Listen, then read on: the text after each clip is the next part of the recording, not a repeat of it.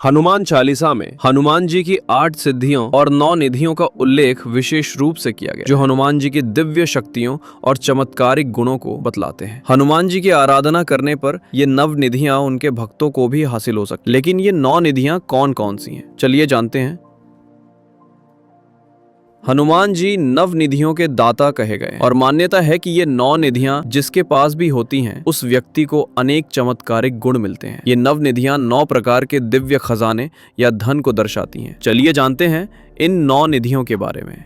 महापद्म निधि, ये सात्विक तरीके से कमाई जाने वाले समृद्धि, धन संपदा और भौतिक सुख होते हैं और इसका प्रभाव 7 पीढ़ियों तक रहता है। इस निधि से संपन्न व्यक्ति की धार्मिक भावनाएं प्रबल होती हैं और दान करने की क्षमता आती है। पद्मा निधि, ये निधि ज्ञान और बुद्धि का खजाना होता है और इस निधि का प्रभाव भी 7 पीढ़ियों तक रहता है। ये व्यापार द्वारा ही प्राप्त होती है और इसके धारक में सत्व और रजगुण दोनों ही मिश्रित होते हैं। मुकुंद निधि, मुकुंद ईश्वरीय कृपा और आशीर्वाद के खजाने का प्रतिनिधित्व करता है। ये सकारात्मक भावनाओं और करुणा की शक्ति का प्रतिनिधित्व करता है और भावनात्मक कल्याण में योगदान देता है।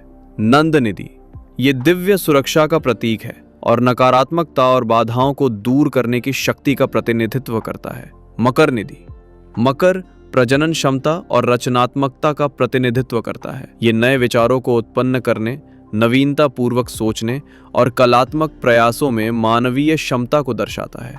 कच्छप निधि, इस निधि को व्यक्ति अपनी संपत्ति को छुपा कर रखता है, जैसे कि कछुआ अपनी छाया में अपनी सुरक्षा करता है। ये जीवन की चुनौतियों से निपटने के लिए आवश्यक स्थिरता, धैर्य और लचीलेपन का प्रतिनिधित्व करता है।